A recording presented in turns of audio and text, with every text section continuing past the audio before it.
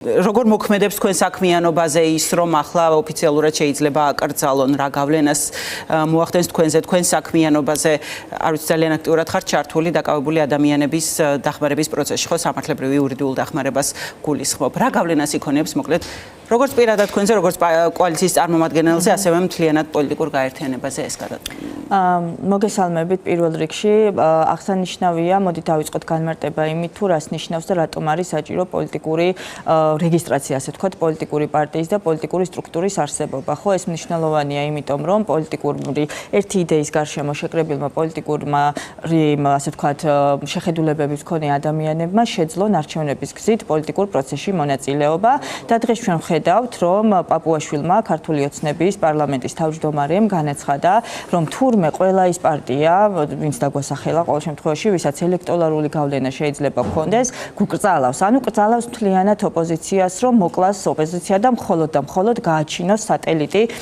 სატელიტი, ასე ვთქვათ, ოპოზიცია, ეგრეთ წოდებული ოპოზიცია, სისტემური თუ ტექნიკური, ეხლა უკვე მათთვის მაინდა-მაინც მნიშვნელობა აღარ აქვს.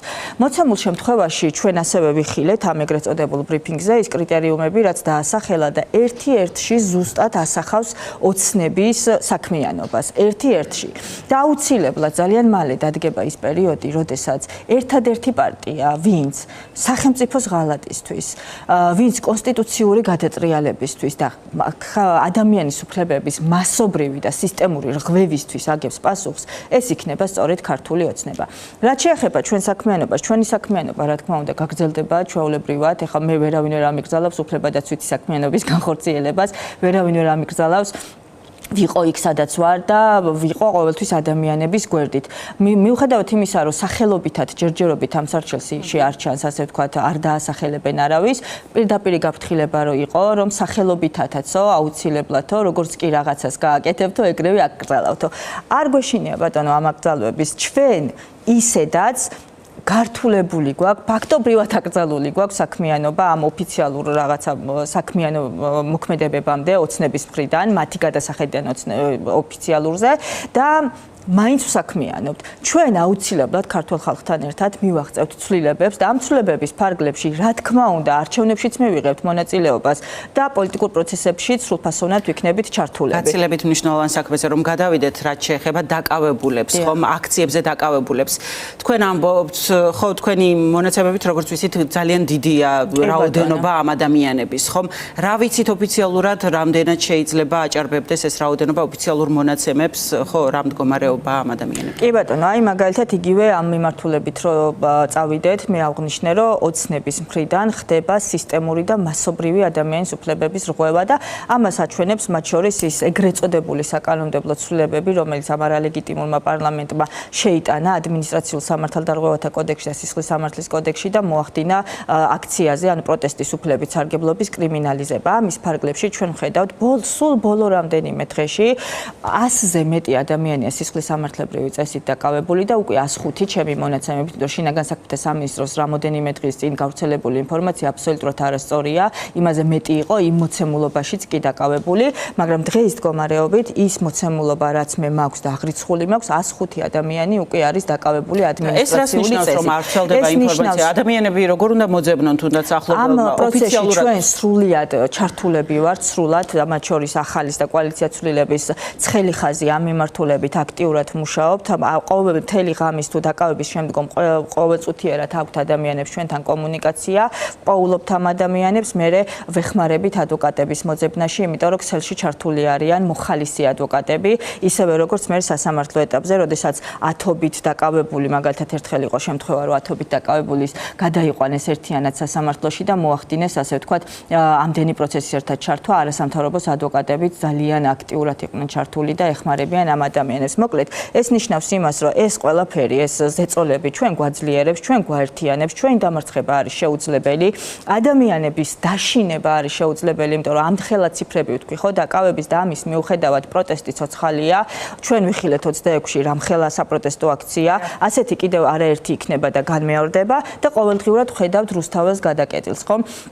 ანუ ადამიანებში პროტესტი არის და იქნება. ასევე მინდა თქვენი ეთერით ვისარგებლო და მე აღვნიშნო, რომ ხვალ არის პედაგოგის ნინო დათაშვილის სასამართლოს ხდომა.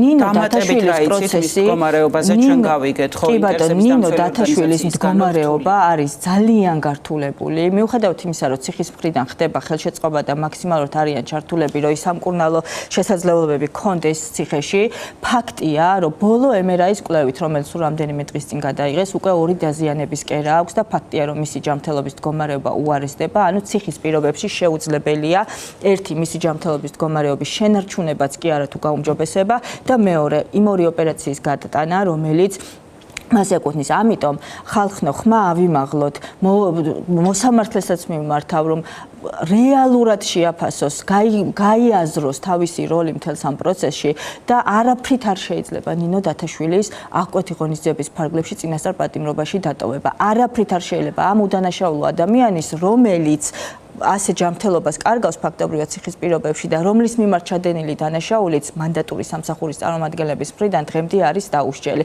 აი ასეთ რეალობაში ვცხოვრობ და ასეთ რეალობაში გვიწევს ჩვენ საქმიანობა უკვე ძალიან დიდი ხანია, ხო?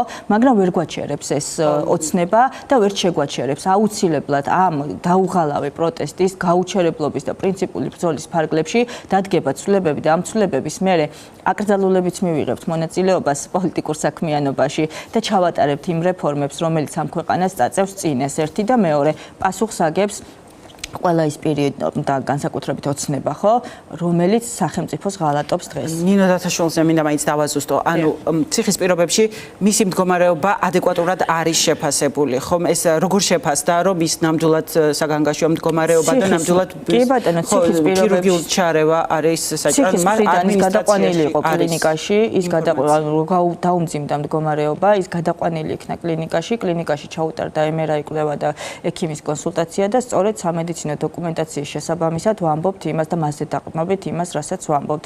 ეხლა ამ წუთას ნინოს მეუღლე არის ციხეში მასთან შესული და როგორც კი გამოვა მექნება ბოლო ინფორმაცია, მისი მდგომარეობა არის საკმაოდ მძიმე, გასათვალისწინებელი და უბრალოდ არ შეიძლება, ეს არის წამება. როცა უდანაშაულო ადამიანს ამისთანა ჯანმრთელობის მდგომარეობის გაუარესების ფონზე ტოვებ ციხეში, ეს არის წამება. მეტი არაფერი და ეს ყველაფერი უნდა დასრულდეს და უნდა დავასრულოთ რაც შეიძლება მალე. იმედი ვექონიოთ, რომ შეძლებს ნინო დათაშვილის სათანადო მკურნალობას და მიიღებს ხედველობაში სასამართლო. მის ამ მდგომარეობას სასამართლოებზე უნდა გკითხოთ, რა ხდება პროცესებზე, მოკლედ ჩვენ კი მოგვაკლდა ეს შესაძლებლობა, რომ დეტალურად მივდიოთ როგორ მიმდინარეობს ხო ეს პროცესები. და ისიც გვესმის, რომ არაფერი მოკლედ ლოგიკური იქ არ ხდება.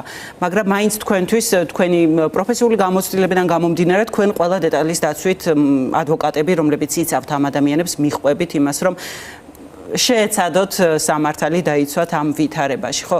როგორ მიმდინარეობს სასამართლო პროცესები, რამდენად საფუძვლიანი არგუმენტები პროკურატურის თუ შინაგან საქმეთა სამინისტროში ამ შემთხვევაში? კი ბატონო, პროცესებზე ხდება წარმოუდგენელი ამბავი, მე თამამად შემიძლია, რომ სანამ ბოლო წელიწად ნახევარი რაც პოლიტიკურ საქმიანობით ვარ დაკავებული, მანამდე 16 წელზე მეტი მე პირწმინდად ვიყავი ადვოკატი და უფლებადამცველი, მსგავსი არაფერი მინახავს, რა თქმა უნდა, გაუარესებულია ცალსახად მდგომარეობა და ჩვენ რას ვხედავთ სასამართლო დერეფნებში, ხო, კონვეირული სისტემით ამოყავთ ადამიანები, არაძლევენ შესაძლებლობას, რომ დაუკავშირდეს ადვოკატს, არაძლევენ შესაძლებლობას, ანუ დაცვის უფლებაც დარღვეულია სანამ შინაარსზე გადავალთ, არაძლევენ შესაძლებლობას, რომ ნორმალური საპროცესო პროცედურები იქნას გავლილი, ესე გამოიძახებენ გვარს სასამართლოს ხდომის დარბაზიდან და ამ დროს უნდა შეაღწიოს ვიღაცამ ადვოკატმა, რომ სულთლად ისი არ დარჩეს. ადვოკატებს არაძლევენ შესაძლებლობას, რომ გაეცნონ საქმის მასალებს ან წარადგინონ ალტერნატიული მტკიცებულებები, რომელიც დაიცავს პირის ინტერესებს, ხო?